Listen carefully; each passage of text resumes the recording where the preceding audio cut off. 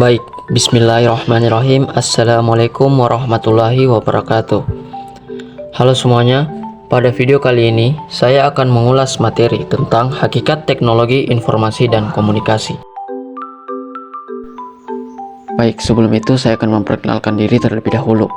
Nama saya Laude Muhammad Fajar dengan NIM A1I123052 dari kelas B.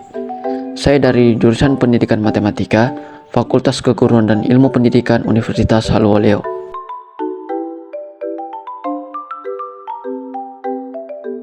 Kita masuk ke pengertian TIK dan aspek penting dalam TIK.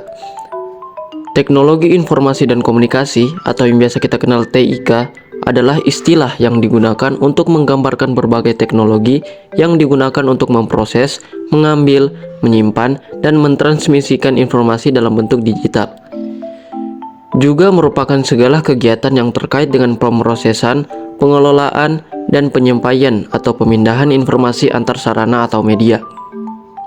Adapun aspek penting dalam TIK, yang pertama, teknologi informasi, di mana TIK memungkinkan pengumpulan, pengelolaan, dan analisis informasi secara cepat dan efisien melalui komputer dan perangkat lunak lainnya. Hal ini memungkinkan pengambilan keputusan yang lebih baik dan efisien dalam berbagai bidang. Yang kedua, teknologi komunikasi, di mana TIK memfasilitasi komunikasi yang cepat dan global melalui internet, email, media sosial, dan aplikasi pesan. Hal ini memungkinkan pertukaran informasi antar individu, organisasi, dan negara secara cepat, mendukung kerjasama dan memperluas jangkauan komunikasi. Selanjutnya, ada dua hal penting dalam perkembangan TIK. Yang pertama, revolusi industri, dan yang kedua, revolusi masyarakat. Baik, kita masuk ke pembagian revolusi industri. Yang pertama, ada revolusi industri 1.0, yaitu pada masa 1760 sampai 1840 Masehi. Revolusi ini dimulai di Inggris dengan penggunaan mesin uap, mesin tenun mekanis, dan penemuan teknologi produksi tekstil otomatis. Ini adalah awal dari peralihan besar dari produksi tangan ke produksi mesin dalam lingkup pabrik-pabrik. Yang kedua, revolusi industri 2.0, yaitu pada masa akhir abad ke-19 hingga awal abad ke-20. Revolusi ini melibatkan penggunaan listrik untuk otomatisasi produksi massal. Terobosan ini mencakup perusahaan-perusahaan seperti Ford Motor Company yang menggunakan jalur perakitan untuk produksi massal kendaraan. Yang ketiga, revolusi industri 3.0, yaitu pada masa akhir abad ke-20 hingga awal abad ke-21. Juga dikenal sebagai revolusi digital. Periode ini melibatkan penggunaan teknologi komputer dan internet. Komputer pribadi, internet, dan pengolahan data komputer memainkan peran besar dalam proses produksi dan pertukaran informasi. Dan yang keempat, revolusi industri 4.0, yaitu pada masa awal abad ke-20 hingga sekarang. Revolusi industri keempat melibatkan integrasi teknologi digital, kecerdasan buatan, robotika, dan Internet of Things atau IoT dalam proses produksi. Selanjutnya, pembagian revolusi masyarakat. Yang pertama, masyarakat 1.0, yaitu pada saat prasejarah hingga sekitar 1800 Masehi. Pada saat itu, masyarakat berbasis pemburu pengumpul, agraris, dan feudal. Manusia hidup dalam berkelompok kecil dan bergantung pada sumber daya alam untuk bertahan hidup. Yang kedua, masyarakat 2.0, yaitu pada saat 1800-an hingga pertengahan abad ke-20. Periode ini ditandai dengan revolusi industri, urbanisasi, dan munculnya struktur sosial berbasis industri. Perkembangan teknologi dan industri membawa perubahan signifikan dalam cara orang bekerja dan berinteraksi. Yang ketiga, masyarakat 3.0, yaitu pada saat pertengahan abad ke-20 hingga abad ke-21 hingga akhir abad ke-20. Masyarakat pasca industri atau masyarakat konsumen. Fokus utama adalah pada produksi massal, konsumsi massal, dan perkembangan ekonomi global. Televisi dan media massa memainkan peran besar dalam membentuk opini publik. Yang keempat, masyarakat 4.0, yaitu pada masa akhir abad ke-20 hingga awal abad ke-21. Masyarakat digital atau masyarakat informasi. Perkembangan teknologi komputer, internet, dan komunikasi digital memungkinkan akses cepat ke informasi. Globalisasi dan konektivitas digital menjadi ciri khas, memfasilitasi pertukaran ide dan budaya di tingkat global. Masyarakat 5.0, yaitu pada masa awal abad ke-21 dan seterusnya. Konsep ini menggambarkan visi masa depan masyarakat yang mengintegrasikan teknologi kecerdasan buatan atau AI, Internet of Things atau IoT, dan teknologi baru lainnya dengan nilai-nilai kemanusiaan.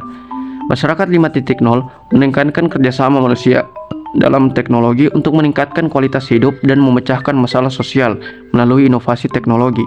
Ini mencakup pemikiran holistik tentang bagaimana teknologi dapat mendukung kesejahteraan manusia dan membangun masyarakat yang berkelanjutan. Selanjutnya, hubungan revolusi industri dan revolusi masyarakat. Yang pertama, masyarakat sebagai ekosistem yang pintar.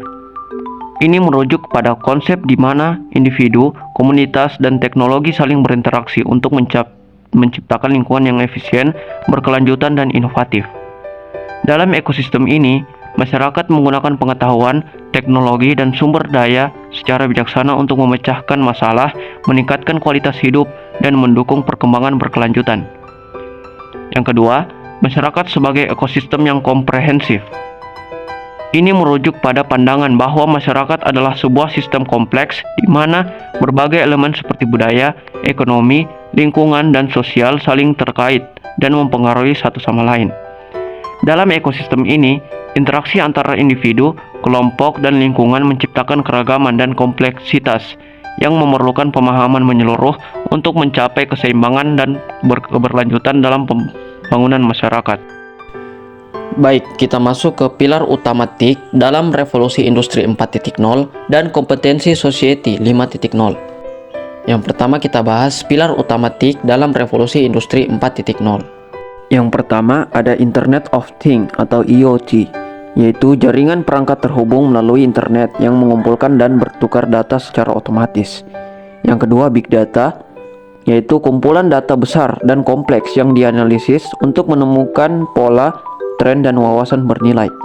Yang ketiga, cyber security, yaitu upaya melindungi data dan sistem dari serangan dan ancaman cyber. Yang keempat, augmented reality atau AR, yaitu teknologi yang menggabungkan dunia fisik dengan elemen virtual, menciptakan pengalaman meningkat dan memperkaya.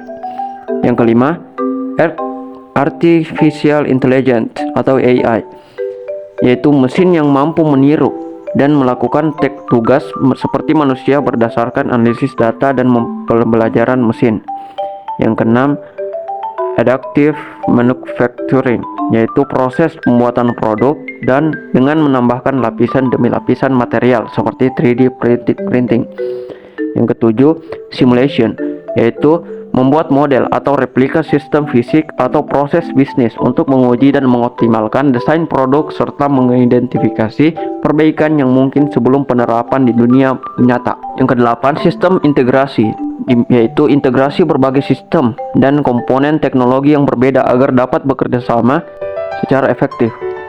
Dan yang kesembilan, cloud computing, yaitu model akses ke sumber daya komputasi melalui internet yang memungkinkan penyimpanan, pengelolaan, dan akses data yang mudah dan skalabilitas yang dapat disesuaikan. Baik, selanjutnya yaitu kompetensi society 5.0. Yang pertama ada leadership atau kepemimpinan, yaitu kemampuan untuk menginspirasi dan memotivasi orang lain, memimpin tim, mengambil keputusan, mengelola konflik, dan mempengaruhi orang lain. Yang kedua, language skill atau kemampuan berbahasa, yaitu kemampuan untuk berkomunikasi secara efektif dalam berbagai bahasa, memahami merespon teks tertulis dan lisan, bernegosiasi, dan berinteraksi dengan orang-orang dari budaya yang berbeda. Yang ketiga, IT literasi atau literasi IT, kemampuan untuk menggunakan perangkat dan aplikasi digital secara efektif, mencari, memilih, dan mengevaluasi informasi online, melindungi privasi online, serta memahami dan menggunakan teknologi baru yang berkembang.